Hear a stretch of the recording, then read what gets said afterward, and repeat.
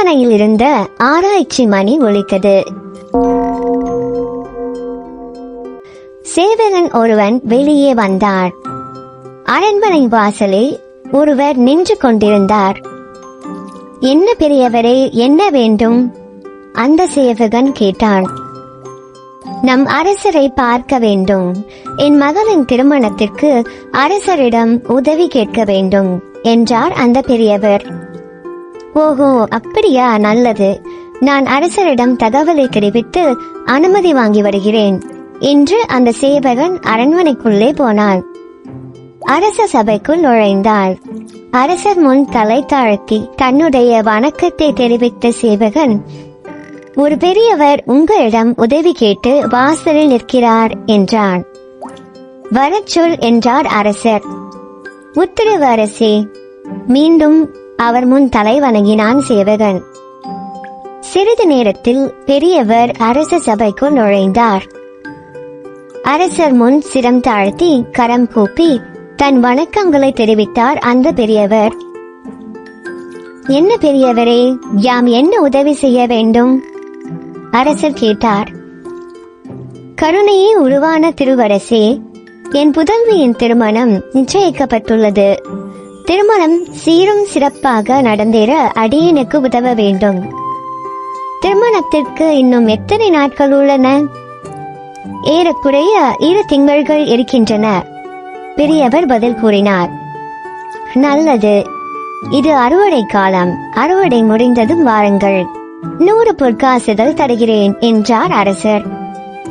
பெரியவர் முகம் அன்று மலர்ந்த தாமரை போல் மலர்ந்தது. அவர் அரசரை வணங்கி மகிழ்ச்சியோடு வீடு திரும்பினார். 1 மாதம் முடிந்தது. பெரியவர் மீண்டும் அரண்மனைக்கு வந்தார். அரசருக்கு 1000 வேலை அல்லவா? அரசரால் பெரியவரை அடையாளம் காண முடியவில்லை. என்ன பெரியவரே, என்ன வேண்டும் என்று அரசர் கேட்டதும் பெரியவரின் முகம் வாடியது. அரசே, தாங்கள் என் மகளின் திருமணத்திற்கு உதவுவதாக வாக்களித்திருந்தீர்கள். அதை பெற்று செல்லலாம் என்று வந்தேன் என்றார் பெரியவர். அரசருக்கு தாம் 100 பொற்காசுகள் தருவதாக வாக்களித்தது நினைவுக்கு வந்தது. இருப்பினும் பெரியவரின் நேர்மையை பரிசோதிக்க விரும்பினார். ஆமாம் ஆமாம், நினைவிருக்கிறது. யாம் என்ன உதவி செய்வதாக சொல்லியிருந்தோம் என்று கேட்டார். 100 பொற்காசுகள் தருவதாக சொல்லியிருந்தீர்கள்.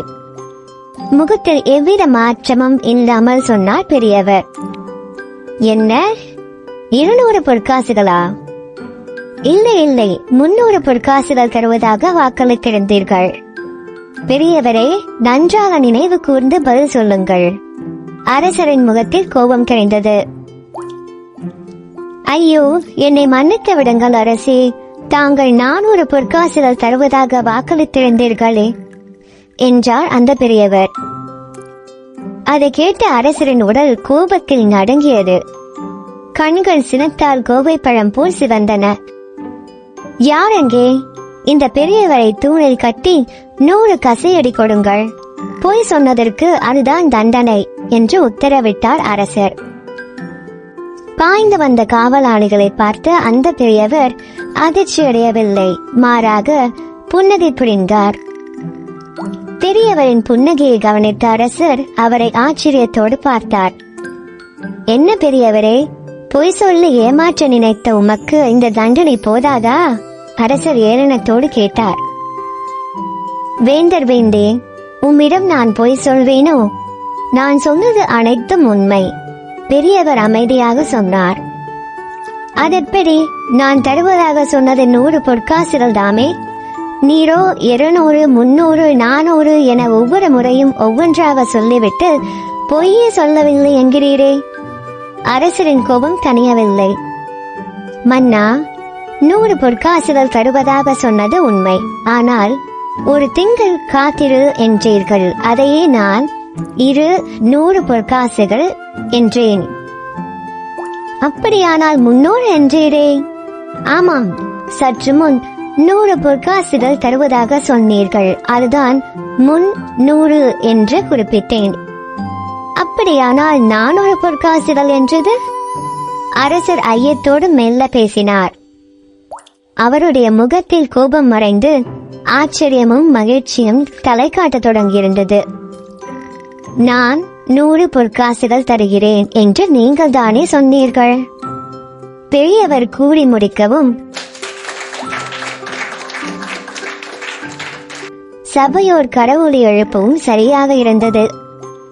பெரியவரின் தமிழ் அறிவு கண்டு உள்ளம் மகிழ்ந்த அரசர் அவருக்கு 500 பொற்காசுகள் பரிசாக அளித்தார்.